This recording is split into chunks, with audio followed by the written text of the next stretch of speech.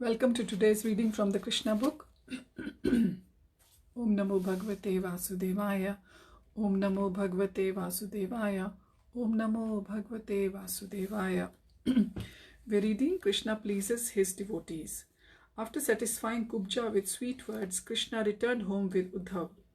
There is a warning in the Srimad Bhagavatam that Krishna is not very easily worshipped, for he is the Supreme Personality of Godhead, the chief among the Vishnu Tattvas. To worship Krishna or have association with him is not very easy. Specifically, there is a warning for devotees attracted to Krishna through conjugal love. It is not good for them to desire sense gratification by direct association with Krishna.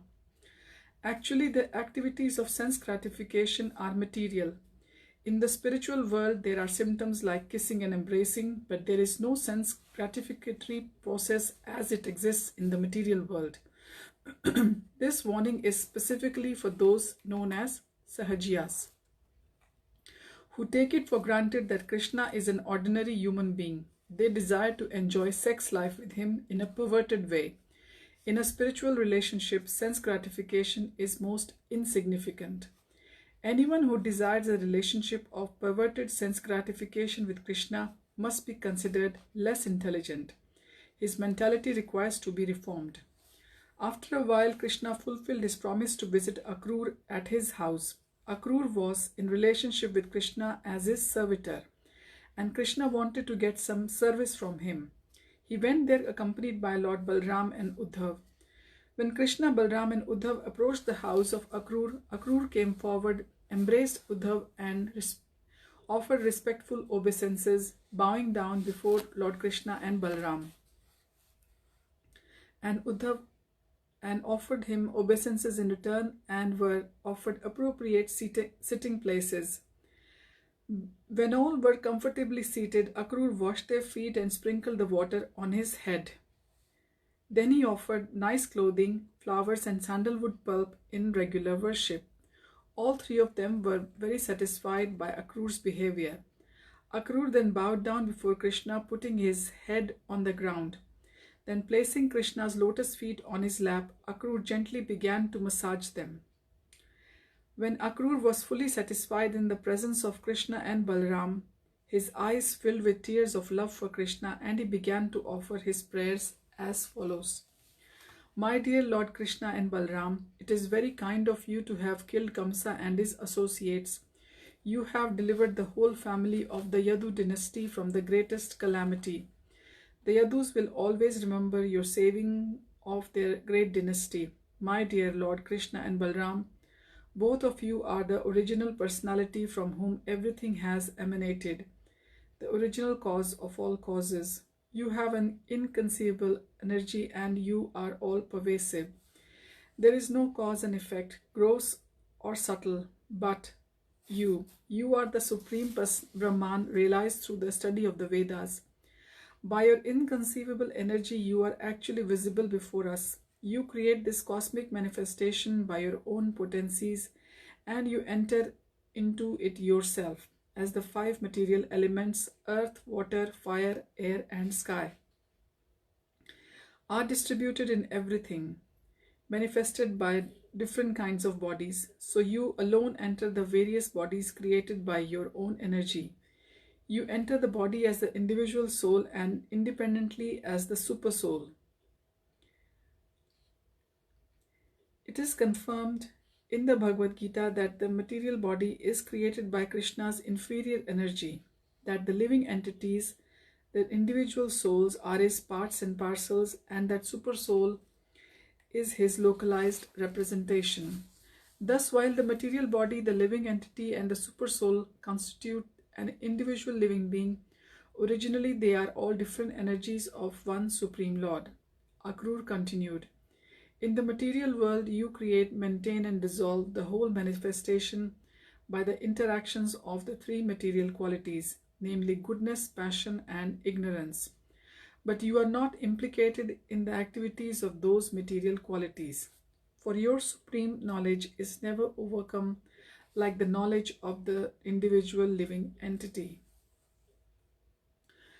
The Supreme Lord enters the material cosmos and causes creation, maintenance, and destruction in their due course, whereas the part and parcel living entity enters the material elements and has his material body created for him. The difference between the living entity and the Lord is that the living entity is part and parcel of Supreme Lord and has the tendency to be overcome by the interactions of the material qualities. Krishna and Parabrahman, or the Supreme Brahman, being always situated in full knowledge, is never overcome by such activities.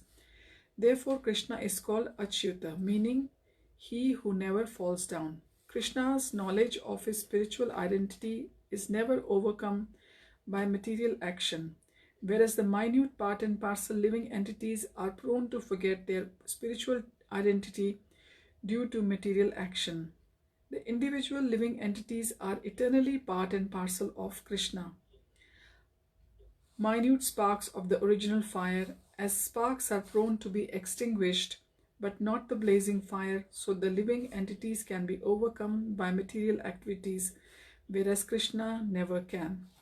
Akrur continued, less intelligent men misunderstand your transcendental form to be made of material energy, but that concept is not at all applicable to you. Actually, you are all spiritual and there is no difference between you and your body. Therefore, there is no question of you being conditioned or liberated. You are ever liberated in any condition of life. As stated in the Bhagavad Gita, only fools and rascals consider you an ordinary man. To consider your lordship one of us conditioned by the material energy is a mistake due to our imperfect knowledge. When people deviate from the original knowledge of the Vedas, they try to identify the ordinary living entities with your lordship, who have appeared on this earth in your original form to re-establish the real knowledge that the living entities are neither one with nor equal to the Supreme God. My dear Lord, you are always situated in uncontaminated goodness, or the Shuddha Sattva. Your appearance is necessary to re-establish actual Vedic knowledge, as opposed to the atheistic philosophy which tries to establish that God and the living entities are one and the same. My dear Lord Krishna, this time you have appeared in the home of Vasudeva as his son, with your plenary expansion Sri Balaram. Your mission is to kill all the atheistic royal families and destroy their huge military strength.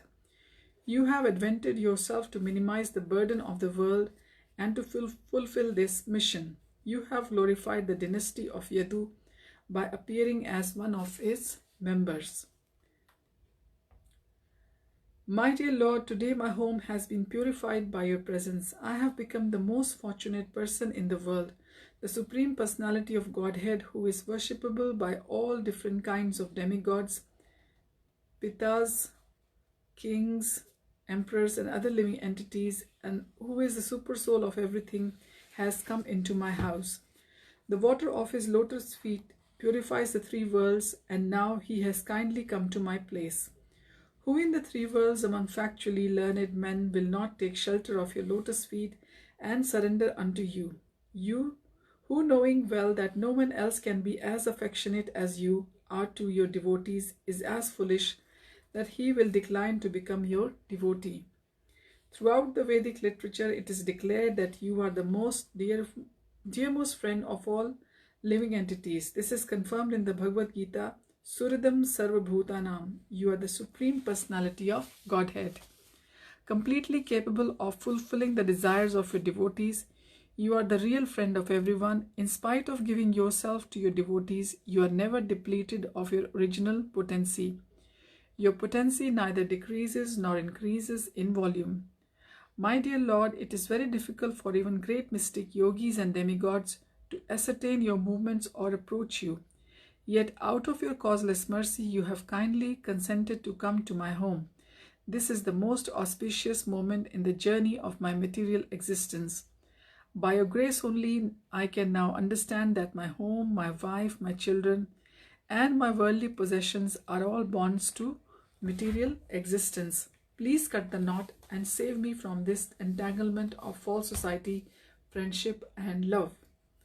Lord Sri Krishna was very much pleased by Akrur's offerings of prayers. With his smile captivating Akrur more and more, the Lord replied to his submissive devotional statement as follows.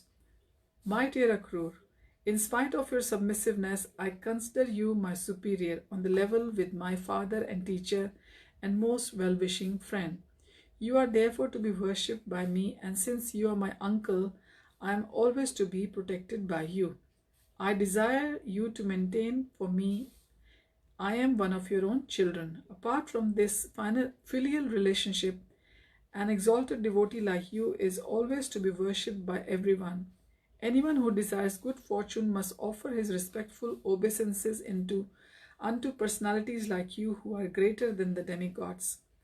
People worship the demigod when in need of some sense gratification, but a devotee like you, Akrur, is always ready to offer people the greatest benediction.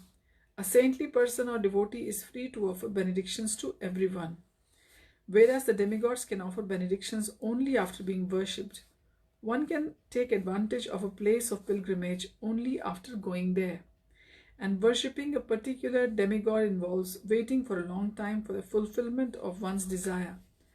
But saintly persons like you, my dear Akrur, can immediately fulfill all the desires of a devotee. My dear Akrur, you are always our friend and well-wisher. You are always ready to act for our welfare. Kindly therefore go to Hastinapur and see what arrangement has been made for the Pandavas. Krishna was anxious to know about the sons of Pandu because at a very young age they had lost their father. Being very friendly to his devotees, Krishna was anxious to know about them, and therefore he deputed Akrur to go to Hastinapur and get information of the real situation. Krishna continued, I have heard that after King Pandu's death, his young sons Yudhishthir, Bhim, Arjun, Nakul and Sahadev, along with their widowed mother, have come under the charge of Dhritarashtra, who is to look after them as their guardian. But I have also heard that Dhritarashtra is not only blind from birth, but also blind in his affection for his cruel son Duryodhan. The 5 Pandavas are the son of King Pandu, but Dhritarashtra, due to Duryodhan's plans and designs, is not favorably disposed toward them. Kindly go there and study how Dhritarashtra is dealing with the Pandavas.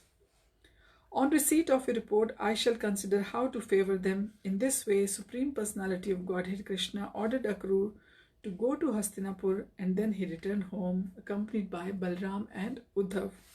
Thus ends the Bhaktivedanta purport of the 48th chapter of Krishna. Krishna pleases his devotees. Chapter 49, Ill-motivated Dhritarashtra. Thus ordered by the Supreme Personality of Godhead, Sri Krishna, Akrur visited Hastinapur, said to be the site of what is now New Delhi. The part of New Delhi still known as Indraprasth is accepted by people in general as the old capital of the Pandavas. The very name Hastinapur suggests that there were many Hastis or elephants. Because the Pandavas kept many elephants in the capital, it was called Hastinapur. Keeping elephants is very expensive. To keep many elephants, therefore, the kingdom must be very rich, and Hastinapur, as Akrur saw when he reached there, was full of elephants, horses, chariots, and other opulences. The kings of Hastinapur were taken to be the ruling kings of the whole world. Their fame was widely spread throughout the entire kingdom, and their administration was conducted under the good counsel of learned Brahmanas. After seeing the very opulent capital city, Akrur met King Dhritarashtra. He also saw grandfather Bhishma sitting with him. After meeting them, he went to see Vidur and then Kunti, Akrur's cousin. One after other, he saw King Bahlika and his son Somadatta, Dronacharya, Kripacharya, Karna and Suyodhana. Suyodhana is another name of Duryodhan. When he saw the son of Dronacharya, Ashwathama, as well as the 5 Pandav brothers and other friends and relatives living in the city, all those who met Akrur, known also the son of Gandhini, were very much pleased to receive him and inquire about the welfare of their respective relatives. He was offered a good seat at his receptions, and he in turn inquired all about the welfare and activities of his relatives. Okay, so we have read so far that Krishna is visiting the important persons who had come to see him either in Vrindavan or who he has met here in Mathura. He's visiting their homes and reciprocating with them, and how Akrur, who has been saying, worshipping Krishna and saying all the nice things about Krishna, despite being God, the Supreme God, tells him that Akrur, you are equally worshipable, and he even gives him the place equal to his parents. And Krishna is fulfilling the desires of the devotees of Mathura now, and we will continue from there on Monday onwards, on Monday, when we will see that how Krishna is going to be how Akrur, who has been sent to Hastinapur, he will be telling Krishna all about Hastinapur when he comes back. Hare Krishna. I will see you all on Monday. Have a nice weekend.